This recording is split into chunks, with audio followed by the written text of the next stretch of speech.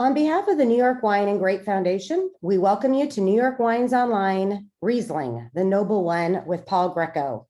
While we wait for everyone to get logged in, we would like to review a few logistical details. If you find yourself with streaming issues, please limit other internet users in your office or household. You may need to close all other open browsers, or you may also find it helpful to log out and log back in with Firefox or Chrome. We have two forms of communication for today's webinar, the chat and the Q&A section. The chat section is an informal way for you to communicate with other attendees.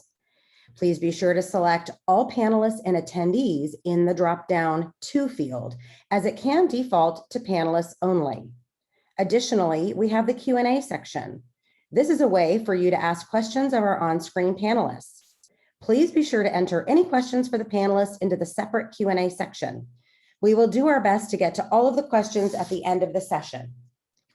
Today's webinar is being recorded and streamed to Facebook Live and will be available to all attendees after the webinar. To begin today's webinar, I would like to introduce Paul Grieco. Paul was practically born in a restaurant. His family owned and operated Toronto's landmark restaurant, La Scala, where he was thrust into the world of service and hospitality at a very young age. After studying wine in Italy, Paul returned to the US to work in some of the best restaurant venues, including Bulli, Gotham Bar and Grill, Gabriel's, Judson Grill, and Gramercy Tavern. In 2003, Paul and chef partner Marco Canora opened Hearth and later Terroir. He is now the sole owner and general manager of Terroir. We look forward to his expertise today in guiding this conversation. Paul, I'll hand the mic to you. Big cheers, people of America. How are we all doing out there? I will salute you all with a cup of coffee to begin. Cheers. And then I will ask all of you to hold up a glass of Riesling. You all have 4 in front of you. I hope you have opened, you have prepared these wines, you have nurtured them, you have slept with them last evening. And in your right or left hand, your glass, your other hand over your heart, and you must all repeat after me. And I know we're all muted right now, but God damn it, people of America, I want to hear you screaming to the rafters. To repeat after me, God damn it.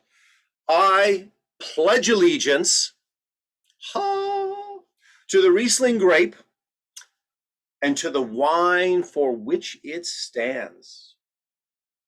Balanced, delicate, uber sense of place, ability to live forever with kick-ass complexity and yumminess for all. Big cheers, people of America.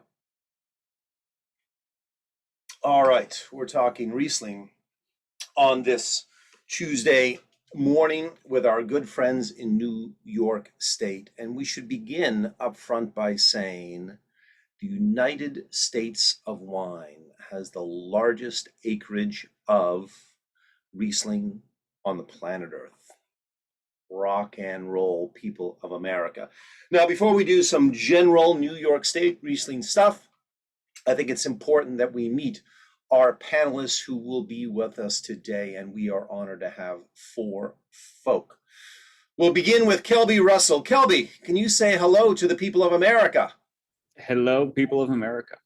Oh, we get to see your beautiful face. So Kelby, you are at Red Newt on Seneca Lake. You joined that fine winery in 2012 after graduating from Harvard University, where you apparently focused on orchestral management. Can you relate orchestral management to running a bloody winery? Yeah, I mean, fermentations are a lot easier to manage than people. So there's a lot of overlap there, and certainly musicians, if anyone knows musicians. Oh, come on, you can give us more than that, goddammit. So how, tell us at least how you and why you shifted from a life of fine music, managing, I don't know, 100 people in an orchestra, to a winery in the Finger Lakes. I think the struggle for me with orchestra management was that it was as fine and noble a career as it is, the fundraising and sort of labor negotiations of it were an interference from the artistic side, and winemaking is but also a creative enterprise. So I got the wine bug. I don't know how any of us really get the wine bug. And I had grown up in the Finger Lakes and thought I would never come home after going to college because Kodak had closed and Xerox had closed and all these, Rochester was, we tried to open a fast ferry to your home city of Toronto and no one from Toronto would come to Rochester. And the Finger Lakes started to take off. And it was a really exciting time to jump back in with both feet. And I get to play all the music I want in the cellar, as anyone who has tried to work in my facility will attest to. So not perchance, goddammit, when we do visit you, Kelby, what might be playing on the loudspeakers in the cellar at Red Newt? Let's see, this morning we have a techno musician, Channel Trace, based out in LA, who's been doing some great kind of diverse exploration of techno and trying to break down the sort of white barriers in that space is dance music. So a lot of that today. And then a lot of the new Olivia Rodrigo album, Sour, for all my sour heads out there. That album is just bumping nonstop in our cellar right now. Rock and roll, dude. All right, Kelby, we're going to come back to you in a few moments when we have the wine itself. Next up is going to be Benjamin Stamp. And I think, unfortunately, Benjamin has yet to join the conversation, but this is just a minor intro to Ben, the dude himself. He was literally born at the winery in 1989. He was 3 weeks of age when all things started there. When I read these stories about Ben, I think of the birth of a wine messiah, so to speak, in a stable out there, people coming to visit him, this whole thing. But that's just me. That's how I think about these goddamn things. Hold on, is that Ben? Ben, are you here? Say hello, Ben. Oh, Ben. Oh. Ben. Can you hear me now? I can hear you now. You know what? I was telling lies about your birth at the winery back in 1989, so thank God you're here. Good morning, dude. I am that old. It's all true. Well done. I should have just let you continue. I think it logged me on in the wrong channel or something somehow. So, but thanks. Glad to be with you guys. Sorry about the technical difficulty. Dude, let's not worry about tech stuff. We have Riesling in front of us, goddammit. That's a good Tuesday morning. So what was it like to be born at a winery? Like some of us dream about that stuff. You lived it. Yeah, I think everybody has pretty romantic visions of what growing up at a winery is like. And, growing up, everybody said, wow, it's so cool that your family owns a winery. I said, I think you've got it wrong. The winery owns my family. So when I said I grew up here, it literally, this was home more than the house that my parents happened to be living in while trying to get this business off the ground. So, we were, the first grapes were put in the ground on this site in 1951. We planted our first Riesling in 1981. Not sure what took us 30 years to get around to that, but the ensuing 40 years have been a lot of fun, and we made our first vintage here at Lakewood Vineyards in 1988 and released it in 89 with the opening of our tasting room about 3 weeks after I was born. So I have grown up here in the Finger Lakes, and after going to Cornell for enology and viticulture, I came back briefly for the summer and asked my dad, who was and still is the winemaker here, despite many attempts to push him off of the catwalks. I said, okay, Dad, what now? He said, well, go make your mistakes on someone else's dime. So he sent me out west, made some wine in California, Oregon for a couple of years, Australia and New Zealand, and they reeled me back in 2013 full-time here at Lakewood. Been here ever since. Well, listen, great biographical stuff.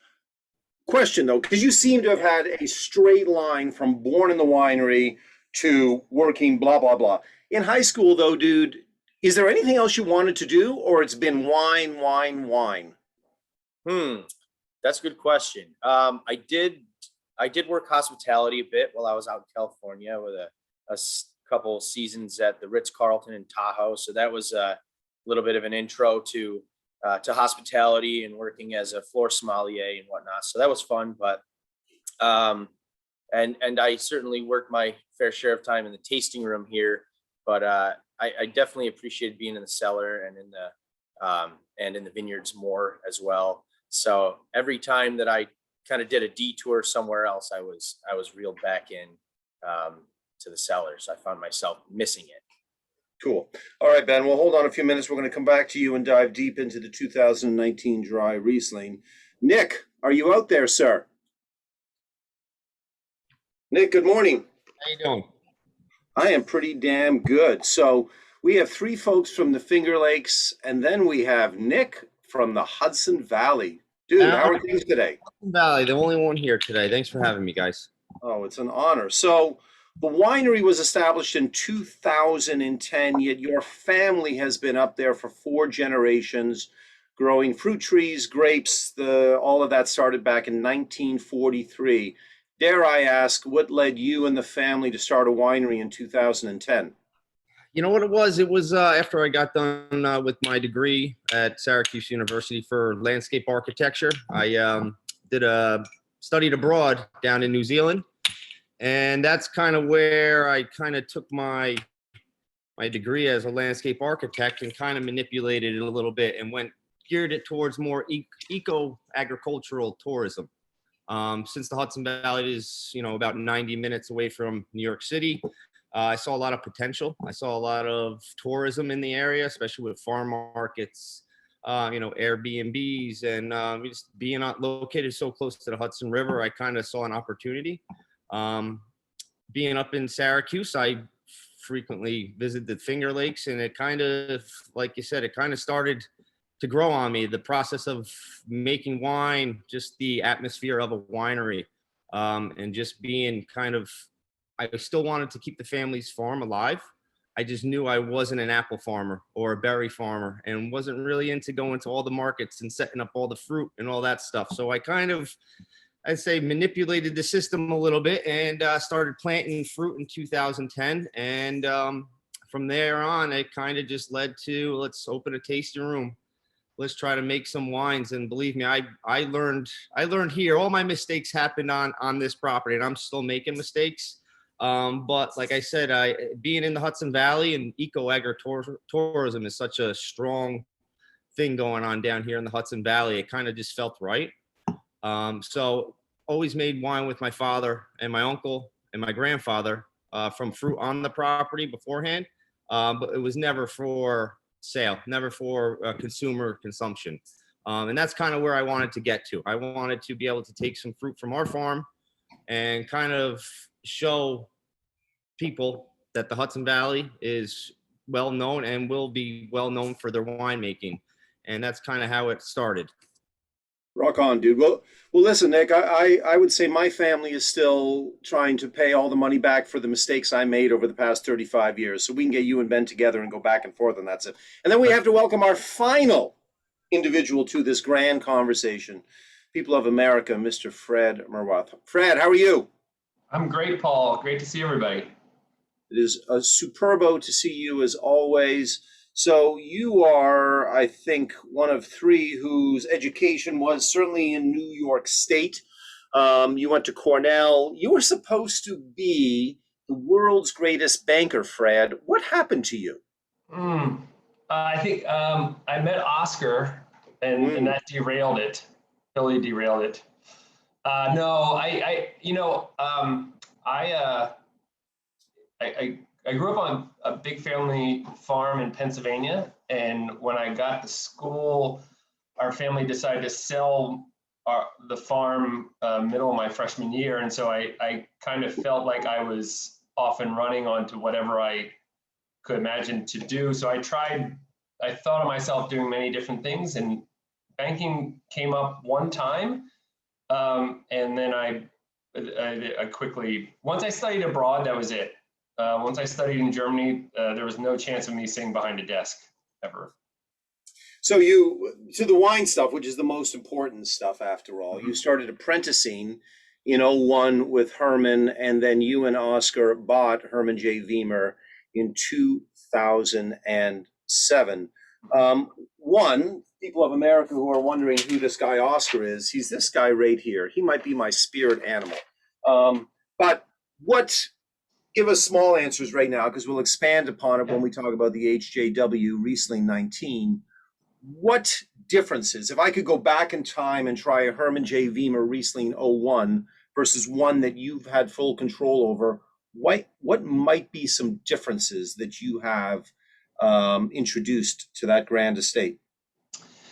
I think the biggest shift that we have made is extending fermentations through doing all natural, all spontaneous fermentations, which has introduced a textural component to our wines that tasting 01, 02, and most of the wines before that really was not part of the palate. And I think that's something I've really have strived to incorporate in all of our wines, is a very textural mid palate.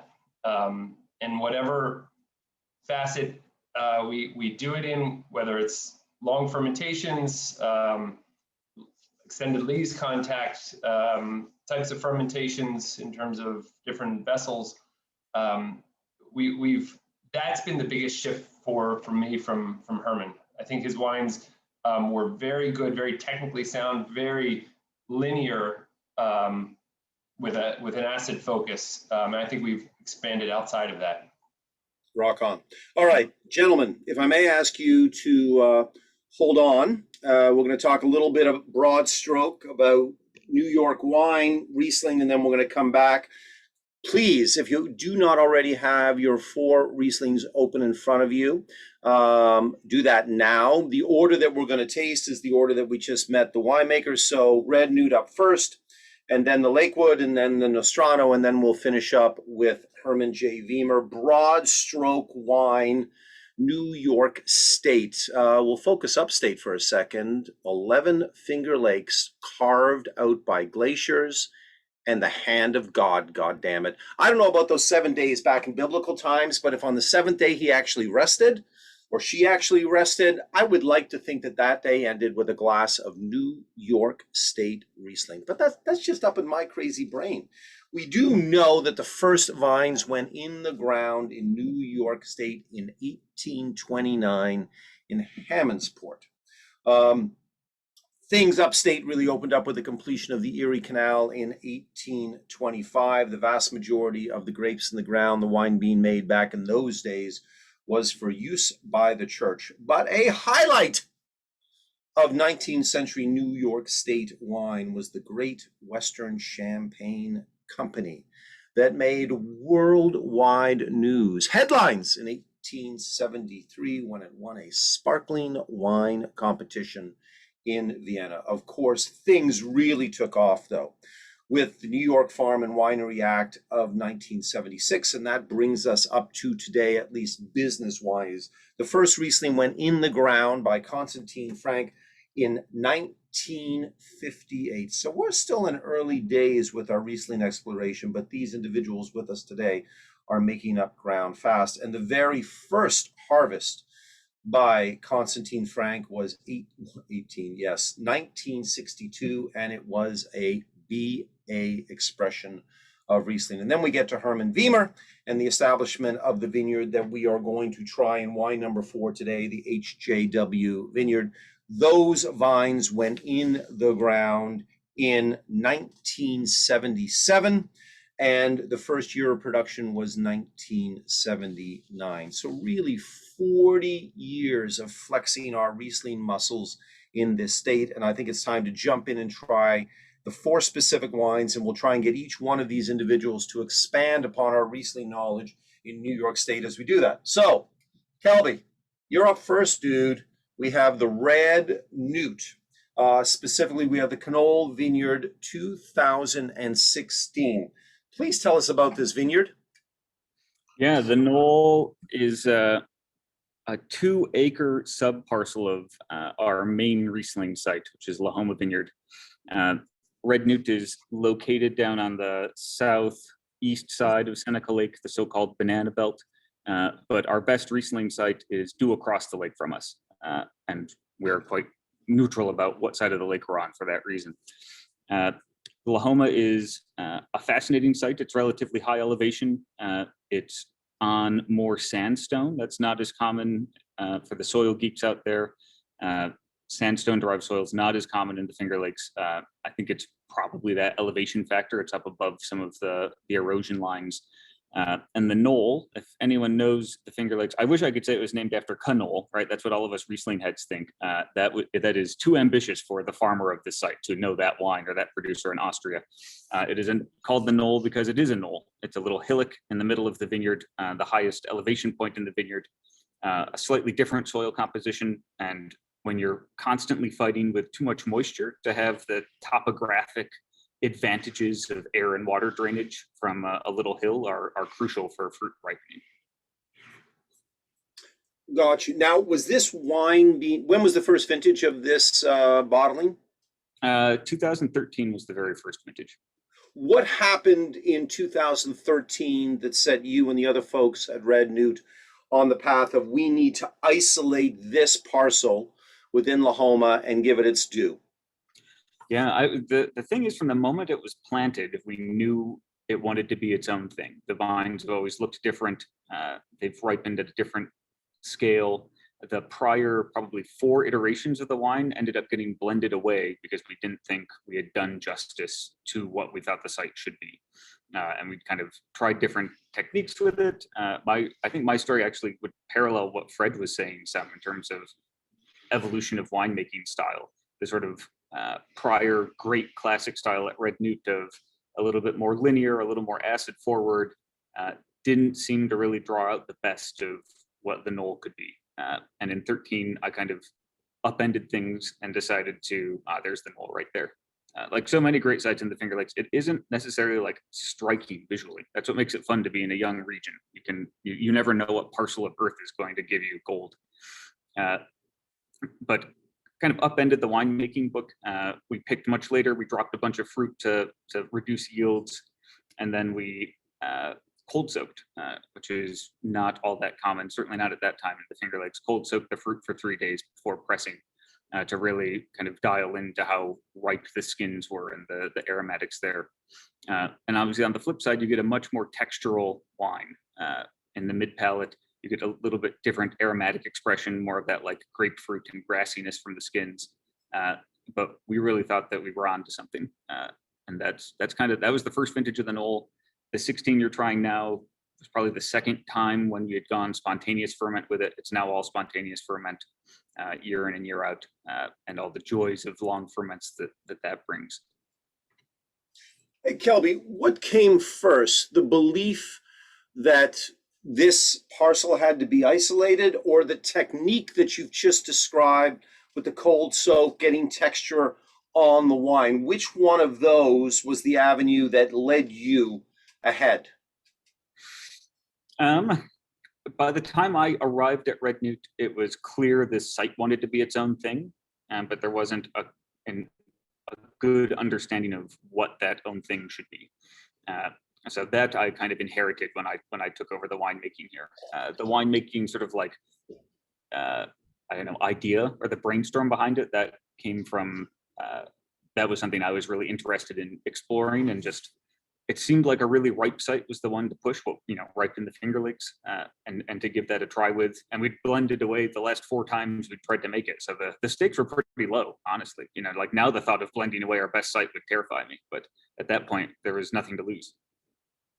Gotcha. A few more general questions, Kelby. And the first is something I get all the time at Terroir when people ask me to describe New York State Riesling versus a German Riesling, for instance. Is it possible for you to put that in one sentence, that difference? My go-to sentence would be a whip crack of acidity in the finish. That's a statement, not a sentence, Kelby, if I may say so. Well, I kept it shorter then, all the better in this Zoom age. That isn't to say that we have higher acid than our German counterparts, but I often find that in the finish with Finger Lakes Riesling, I suppose New York Riesling, but I'm my specialty here is Finger Lakes, you get like a raring up of acidity, kind of, the acidity kind of softens a little bit, and then it has a little swell that really screams back in through the finish. And that's true whether you're dealing with early pick fruit for Cabernet or whether you're dealing with later pick fruit, and allows us to kind of play around with things. I don't know how long that'll stay that way with climate change, but that's my go-to right now. Whip crack of acidity. I am going to use that on my wine list, sir. And this will be unfair because all of us here today love the multiplicity of styles of Riesling. But Kelby, do you think there is one style of Riesling in your 8 years in the Finger Lakes that you would look at and say, over that period of time, this is what defines, typifies New York State when it comes to Riesling? Or is that unfair? It's probably unfair. I have an answer for myself for the one that I think I was the happiest with, and I thought came the closest, which was the 2015 vintage of our dry Riesling. So just not even one of our single vineyard bottlings, but one that I thought just really dialed into. And 15 was such an open and opulent vintage. I think that, there's a fair bit of kind of botrytis out there and things to work with, but that wine, the honeyed character of it plus the acid, I thought was, it kind of straddled somewhere. I hate using old world comparisons, but it kind of straddled between what we would think of German Riesling and what we would think of as Austrian Riesling. And I feel like in the world, that's where the Finger Lakes climate actually situates it. We're not as cold as Germany during the growing season. We have more in common with Austria. Gotcha. Cool. All right, Kelby, thank you very much for all of that. Ben, you are up next. We have the 2019 Lakewood Dry Riesling. So, Ben, give us a little background on this specific wine. So we've been doing a dry Riesling here at Lakewood Vineyards since the mid 90s. The first Rieslings we made in the late 80s were of a single style, which we would call probably, like a medium sweet Riesling. And in the mid 90s, we added a dry style as well, because we found that so many of these, the grapes that we were bringing in just really lent themselves to that style. They had a little bit more linear acidity with kind of a more citrus driven palate, a little less tropical. And so our vineyards have we've got 5 different blocks of Riesling here on the farm at Lakewood Vineyards. So this is almost an estate Riesling. It's 94%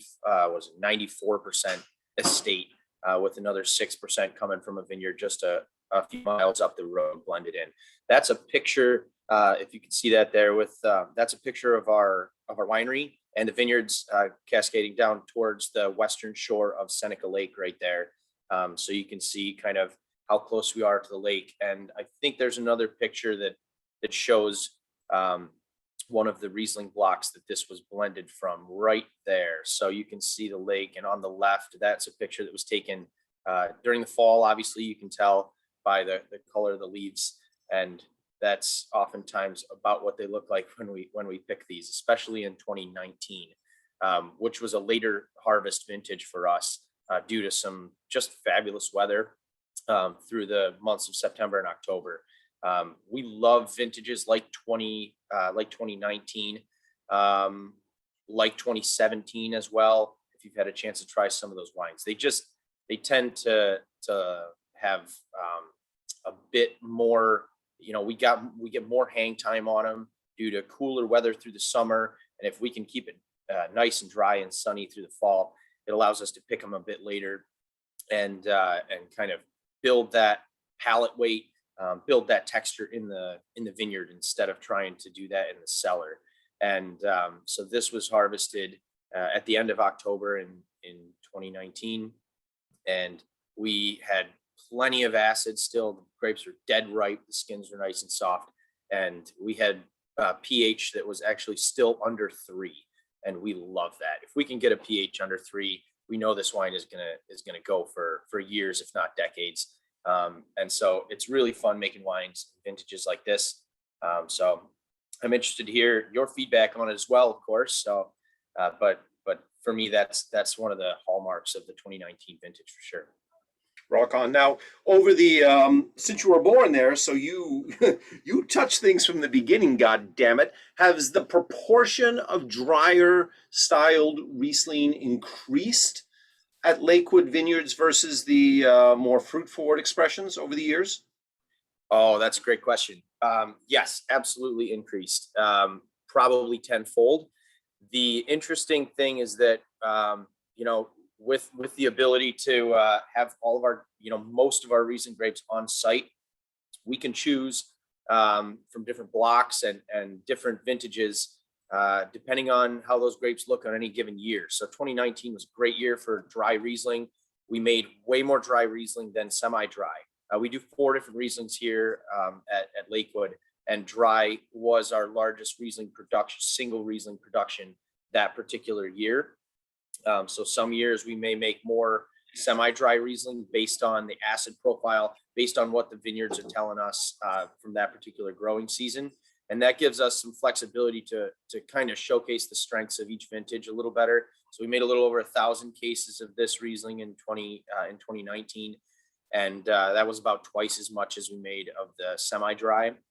But that's, yeah, so some years we may make about the same amount, but we tend to make about 50% more semi-dry, or 50% more of a dry style of Riesling each year than we do semi-dry.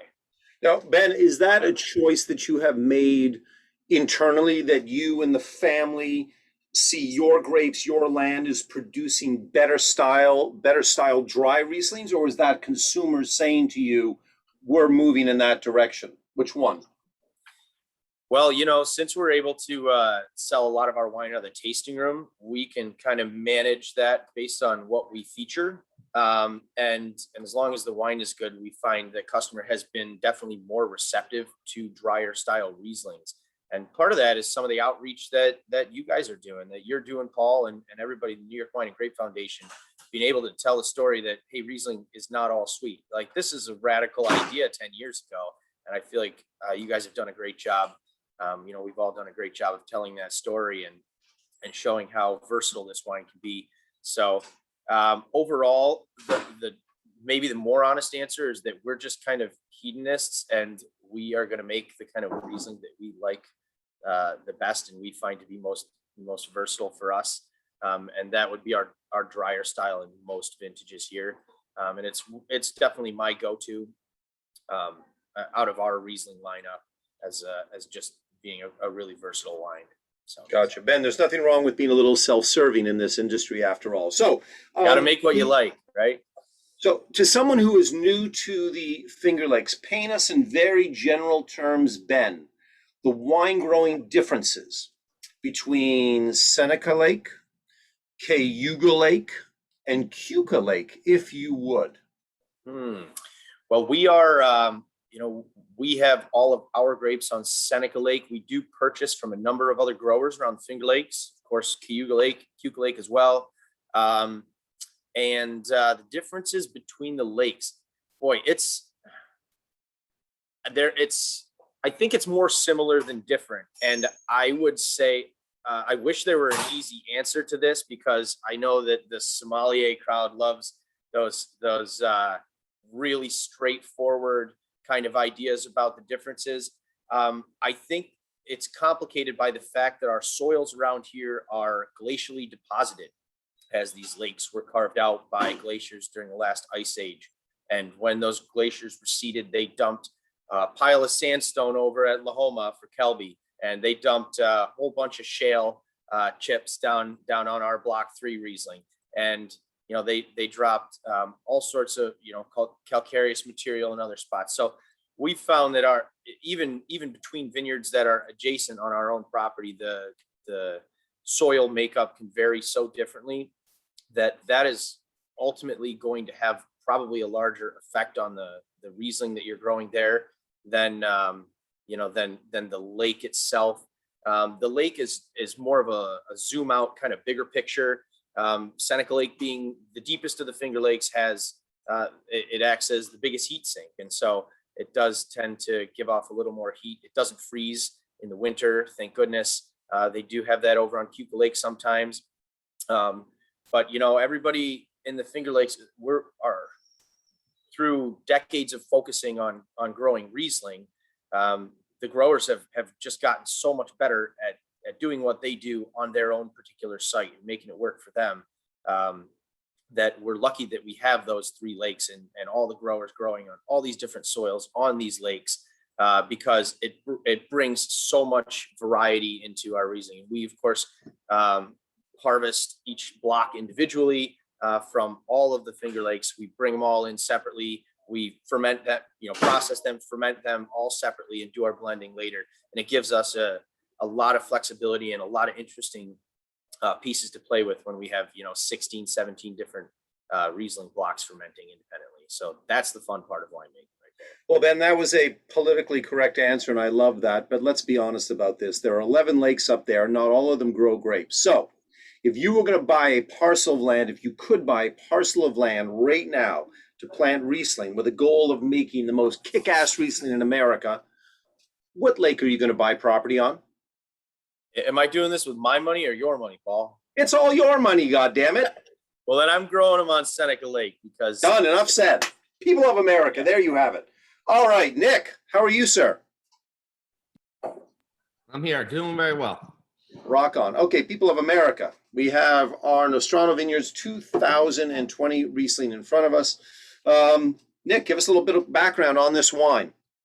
On the wine itself, you know, it's been a long time coming. We started when we started first growing Riesling. It honestly was just, I started growing because I personally was interested in the grape, the wine itself. Really fell in love with it in the Finger Lakes, and when I went to New Zealand, it was one of my favorite wines to have a glass of, paired very well with cheese. So I saw how versatile the grape was. I didn't realize how hard it was going to be to grow. Especially in the Hudson Valley. I feel like we have these very harsh winters. There are a few pictures that I show. So we do struggle in the vineyards with different diseases. Vitis is a very normal one. And also crown gall, a lot of cane cracking. So in our harsh winters, I call it the cancer of the vineyard, the crown gall right on the trunk. So we are constantly replacing plants every year. We're finally getting control of that and kind of getting our vineyard back to where it was. So this year, I think from about 2016 on to about our 2020, we finally have some good consistency in the vineyard and in the cellar with our fruit. Everything is hand harvested. We do a lot of hand work since we are such a small winery and vineyard. All of us, all the people in the vineyard, we have a lot of time to that's one of our first plantings. We have a lot of time to, you know, be in the vineyard and actually look at all of our fruit that is there, which makes it nice. And like I said, within the last, you know, 4 or 5 years, we've really come across and getting good consistency in the vineyard, right down to the right side of that picture, the bottom right. That would be our Riesling block right there. So it's about a 4-acre block of Riesling. And we are on the west side of the Hudson Valley, and we are located that is where those pines are. Both sides of the property come down to those ponds. So everything's on a hill. We do nothing flat. Everything is rocky, very intense slopes, a lot of terrace blocks. So harvesting and tractor work and walking through these vineyards is definitely not easy. But it actually helps us, you know, get these nice cool nights in the summer. We got a lot of good sun exposure on our fruit. Oh, there's my friend. That's our crown gall. So that's one of our, you know, battles, is a lot of cane cracking and sometimes our really bad frost in the springtime, which we made out really good this year. But we do prepare for those things by leaving extra canes. That's actually a picture was taken yesterday. So that's us kind of doing some shoot positioning, some shoot thinning in the vineyard yesterday. That's kind of where we are, and we're about to bloom right now. We actually are just going through bloom. So that's looking westward on our property towards our tasting room up on the hill. So that part of the Riesling is our flattest part of our property. Everything else is located on a hill. So I have to say our best fruit, our easiest fruit to manage comes from our oldest block from about 2012. So that block right there is the one that we save and make our dry Riesling from. We also have a semi-dry, semi-sweet, about 2% residual sugar wine Riesling that we also make.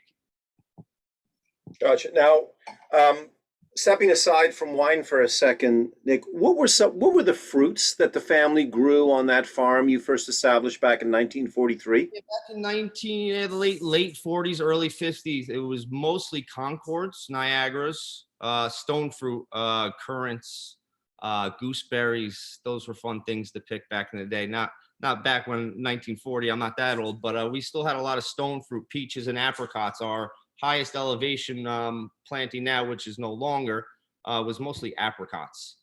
So we had a lot of cool stone fruit on the property, and I'd say around the early 60s, late 60s, that's when everything started converting to apples, palm fruit, pears, and mostly apples. And I think that was just because of the industry, how in New York, the Hudson Valley picked up on the apple industry. And that's when my grandfather started to take out all those, probably about 25 acres of Concords and some Frontenac, I believe, in Baco Noir, and planted Red Delicious, which I'm getting rid of now because, like I said, the industry has changed, and I'm kind of gearing myself to more of our wine grapes. But we still also grow quite a bit of acreage of apple still and stone fruit here. But our focus is mainly our wine grapes here. Gotcha. No, I think it's an old world statement originally, but along the lines of where apples and cherries and apricots thrive, grapes can also thrive there. And I think I first heard that from Hermann Wiemer, as a matter of fact. But you lived that goddamn life. Yeah, So, I lived it. so why in 10 did you why Riesling? What was it about that grape that made you say, boom, this is it? Honestly, it was from drinking it, not so much the fruit. At that point, I didn't know too much about the fruit. I've been in the vineyards when I was in New Zealand and the Finger Lakes. I had an idea of the Riesling grape. I wasn't too familiar with it. It was mostly from sipping and trying different Rieslings. And once I always knew Riesling for being a sweeter wine. But then I started to go out of my way to find dry Rieslings. And that's kind of when I knew the versatility of the Riesling and how you can have a really nice, crisp, dry Riesling. And that's kind of where I started to focus on. So when we started to make Riesling, I only made the dry Riesling. I only, about 0.5% residual sugars, maybe as high as 1%, never made a sweet Riesling. So for me, it was kind of reversed. I started making dry Riesling, and from our tasting room, I started to kind of push that onto people. Not being too pushy, but I said, hey, you got to try this. Oh, we want something a little bit sweeter. I said, no, but you need to try this, a dry. And in the tasting room, I've been kind of pushing the factor of try a dry Riesling. You're going to like it. It pairs very nicely. Like I said, we do get a little bit more of the acid in the drier Riesling, especially in New York State. But I think it was just from really getting more involved in the drier Riesling is why I wanted to plant Riesling, honestly. Gotcha. Now, you are the outlier in this conversation because your mates are all up north of you. So Yes. give us, and I will confess to ignorance with Hudson Valley fruit and wines. So, in 2 or 3 sentences, Nick, give us an idea of how a Hudson Valley wine would differ from the other parts of the state. That's a good one. I think it's an acquired taste, honestly, to tell you the truth. I think Hudson Valley wines are it's not something you're immediately gonna, fall in love with. I think it's about being actually in the area, kind of seeing how the fruit is grown, meeting the people in the tasting room, going to the cellars, and kind of being involved actually in the vineyard and the environment of all. And it kind of is something that needs to grow on you. I feel like if I go to some of my neighbors to the north, I feel like they've been doing it for a really, really long time and are doing really awesome things. And I think Hudson Valley is something where people don't really know about all the great places and all the grapes grown here. And I think it's something that needs to be learned. and saw. And, you know, it's really about doing your best. And there's definitely some wineries in New York State down in the Hudson Valley that have some of my favorite wines. And like I said, it's really about kind of going out of your way and trying some new wines from the Hudson Valley. And it's kind of more of an acquired taste. And I think they grow on you. Rock on. Well, Nick, I'm going to come back to you on that question because I think you have more information to give us all. Because, you know, I am a numbers guy so far. Ben is the only one who talked about a pH level, but I am obsessed with total acidities and residual sugar. And I think you might have one of the lowest acidities in the 4 wines today at 6.6 grams. But it is leading with that acid edge, which since we're all acid hounds here, that's pretty cool. But we're going to come back to you in a second, Nick, because we got to give Fred some room to speak the gospel. So Fred, tell us about the 19 HJW Riesling. Right. So HJW Vineyard, Hermann planted this in 1977, as you mentioned, Paul. It was his second planting, the first being 1973. The 73 and 74 plantings, you know, I don't know why I listened to Hermann. We ripped those out in 2005, his original plantings. And I don't know why I listened to him to do that. But anyway, the 77 and 78 plantings are still producing. These were vines that Hermann brought in from his father's grafting institute in Germany. It's a really fantastic story of getting vines, finished vines into the US. But all of Hermann's wines up until 2001 were all based on this vineyard. The dry, semi-dry, and late harvest, and if he did a reserve, which he had only done 2 reserves up to that point. And as we talked to, you and I talked at the beginning of what have I brought to the table or changed within the winemaking here, I think this wine is the perfect example of that change in style. Even though it's the same fruit that Hermann was working with 30 years ago, the style has definitely evolved into much more textural, I think a deeper sense of complexity. And part of that is, I think, some of the work that we started to do in 2007, 2008 of not just stepping through the vineyard and picking, but being very selective of and respectful of how the vineyard is ripening as a entire block. And it's a big block, it's about 14 acres. And it ripens very differently from north, south, east, and west. And on that picture, it's the lower left-hand corner is the start of the block. And once we went away from machine harvesting, this was 2007, and handpicked, you could pick a row and notice golden fruit on the south side and greener fruit on the north side. And that just kind of got us going in being more selective. We went from 3 or 4 picks of this block up to about 26 to 27 picks. We pick it over a very long period, sometimes over 6 weeks.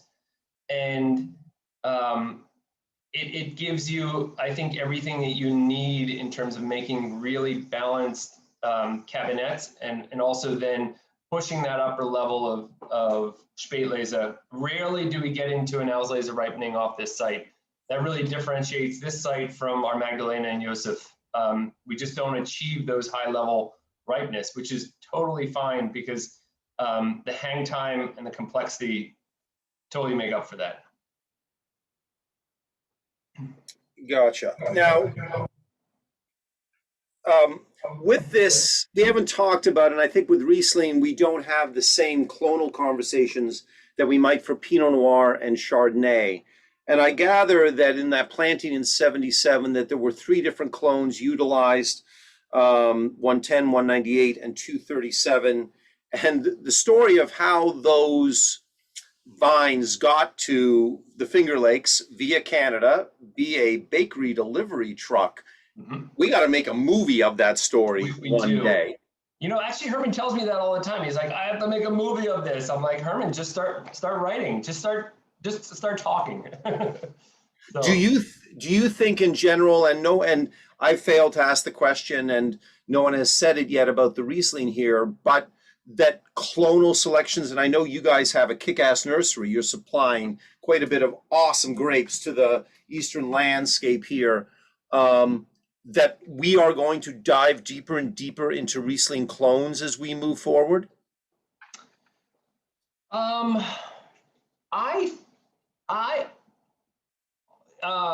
Okay, I'll put my nursery hat on for a second. Yes, different selections, different clonal, get your vineyard, get your region moving in a path of better plant material to have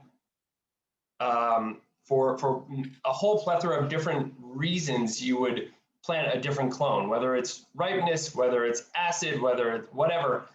But I think as we evolve as a region, we're going to evolve to a point where the material that we have is the best material that we have, and the material that we should be planting. And so, you know, sourcing from these older blocks, I think we have all the plant material we could ever imagine with regards to Riesling already here. Material that's evolved, material that has withstood minus 14, minus 15. I mean, those are parameters and variables that we all realize and have to work with every couple of years. I think that plant material is here to accomplish what we need to from a growing, from a viticultural standpoint, but also from a wine quality standpoint. And if you're in, I have this great example of that I always think about of the very first place I tasted in Alsace, a very small producer. I went back to him. This was in 1999. I went back to him in 2009. He had just purchased his first Grand Cru. His family had been making wine for 500 years in this little domain. They finally acquired a very small Grand Cru block. And I asked them, you know, from a plant standpoint, so what clone, what material do you put in there? He goes, I don't know. I'm just going to call my nursery friend and get some plants. And it's just like, oh, like this is the most important decision you're going to make in your life from a wine growing standpoint. You have your Grand Cru, what plants are you going to put in? And for him, it just didn't matter. It was going to take the plant material that everybody was planting in terms of Riesling, because that's what belonged in their small area of Alsace. And it blew my mind, and it got me really thinking about plant material, clonal selections, or the plant material that you actually have could be the best that you're working with. So that was a longer answer. Yeah. Listen, Fred, keep that nursery hat on for a second, but add a little bit of I'm a winery owner hat. Mm-hmm. Let's compare. We've already looked across the pond to Europe in a small comparison with our wines here in New York State. Let's look west. Let's compare ourselves to Michigan, Washington, Oregon, California. You have the opportunity to plant Riesling in a kick-ass Riesling site in any of those states. Would you still choose New York State? And if so, why? Yeah, absolutely, without a doubt. Not that Michigan, Washington, anywhere else doesn't have variations from mile to mile, east, west, north, south. I think we are just on the tipping point of realizing how different our sites are from a mile north and a mile south, east, west, or east versus west. I think we're really, really close to starting to realize how big of a difference that is. And I think that is one of our biggest advantages being in the Finger Lakes or being in New York. And I just know that from now farming 4 different sites is how huge just the ripening is. The water retention, the amount of moisture you get within the season. I mean, last year, anybody who's growing grapes in the Finger Lakes knows that how different 10 miles north of you was from 10 miles south of you. It couldn't have been greater. It was like being in different regions. To me, that is so exciting because you can make such great stylistic differences just by being selective with your fruit in our region. Fair enough. And then I'll ask you a very unfair question. Mhm. One statement to describe in general the difference on the palate between a New York Riesling and Washington, Oregon, California, Michigan. What am I looking at? Um, for me, it is the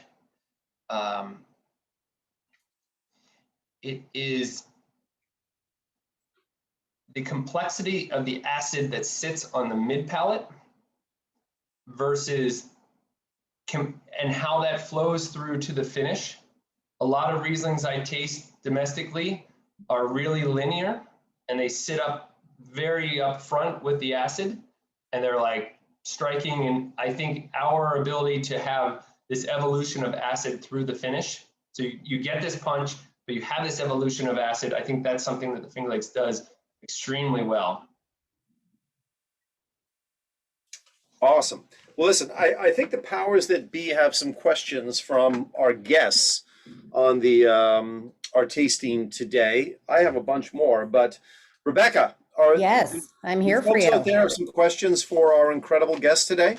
Absolutely. We have a few. Kelby, I'm going to send this one to you, but from Patricia, lease aging, maturation, pre-bottling. This was when we were tasting your wine. There were a couple questions that came in. Yes.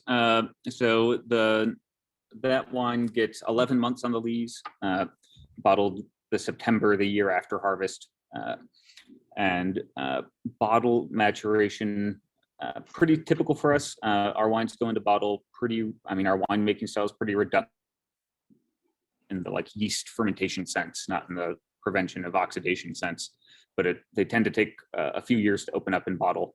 So the vintage we're trying, the 16 was just released earlier this year, and that's an intentional move. Great. And actually, just to follow up on that, can you also talk about how you treat or treated this particular Riesling different versus other Rieslings you make?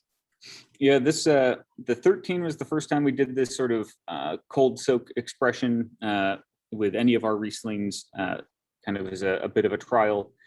It has since been kind of the guiding light. A lot of our Rieslings in the subsequent years, especially for drier styles, have shifted over to this. If we're talking about like Spätlese level ripeness, this is kind of my preferred style. The sort of like dissonance and tension of the phenolics I really love. But we do some other, if we do a cabinet style or things like that, we're doing whole cluster pressing, and that's the fun of Riesling, is it's kind of an endless muse. Great. This one we're going to throw to Fred from William. The HJW bottling has been labeled as HJW Bio for a few vintages in the past.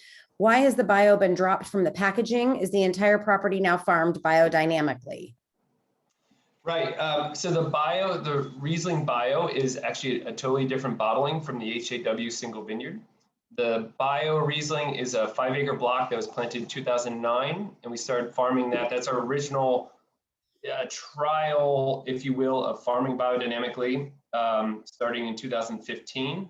And that wine will always come from that little block, and labeled the Bio Riesling, and continue to be labeled Bio Riesling. The HJW is from the older plants, planted in 1977, as I mentioned. As of 2019, the entire farm is farmed biodynamically. So it has the potential to being a little confusing. We're trying to keep the farming as the consistency throughout it, and then just now the Bio Riesling being a single block versus the HJW as the older plantings. Great. So Paul, that's what we've got in the Q&A. We've got a few minutes here if you want to ask any additional questions of your own. I do. Nick, where did you get the Riesling vines that you planted? Those they all came from Double A Vineyard, which is out in Western New York. Any reason why you chose those as opposed to going up to your new good friend Fred and saying, dude, can I have some cuttings from Yeah, I was HJW? just gonna write him a question. I said, send me your number because we need to talk. Because like I said, for me, being a grower, not having options when it comes to be able to pick your clone and kind of pick the best one for your location.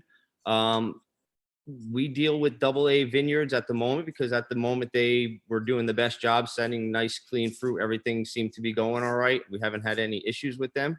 But to be able to talk to Fred and get a little bit more information on, cloning, because that's the way of the future at the moment is getting the right clones. And like he's been talking about, every site has a microclimate. I think even for us on our highest elevation and sometimes with early spring mornings, the temperature from our valleys can be about 15 degrees different. I can be up at one site and it could be 55 degrees up there, and I can go down to our valley and I tell you no less, it's about, it could be in the 30s down there. So I think site location is always a big factor, but at the moment we've been going with AA Vineyards from Western New York. They've been doing a good job, but to talk to Fred about, cloning options, once we start doing a little bit more Riesling, our next planting is going to be another Riesling planting on a different elevation on the other side of our property here. It's probably going to be about a 5-acre planting that we're preparing for. So. Well, Nick, I know that Fred goes to bed around 9 o'clock at night. So if you sneak up there with a pair of scissors, you can cut off some, cuttings and bring them back. Don't even talk to Fred. It's all good. I was hoping to, sneak through the vineyard late at night, but I'm usually sleeping by 8:30, so it's not going to work for me. All right. Ben, do you think the day will come, and of the 3 Finger Lakes wines we have in front of us today, I think Fred's is the only one that put the actual bloody lake on the label. Do you think that you all will, if the lakes are so important, and I think the 3 of you Finger Lakes individuals really, really, really love Seneca Lake, and the tasting and experience I have seems to be that Seneca Lake might come close to being the place for Riesling. Why not put the bloody name of the lake on the label? Oh, Paul, that's a great question. Actually, my grandmother was instrumental in getting the Seneca Lake AVA approved. She was part of the team that had that actually registered as an AVA, which I think happened in the mid-90s, something like that. Yeah, it's a debate that we have here at the winery pretty much every vintage, and I suspect that at some point we will, but right now, I think the story of the Finger Lakes in general is one that needs to be told a little bit louder and for a little bit longer before we start narrowing down. We've had tremendous interest in it.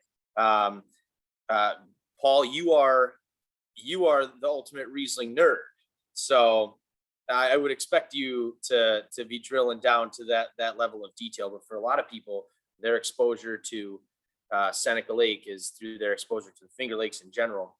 And so we, as an industry and our consumer base kind of following along has gotten more and more granular with each passing year. And I think at some point we'll be there. I don't know, maybe it'll be in the next 5 years, but that would be a window we'd be looking at.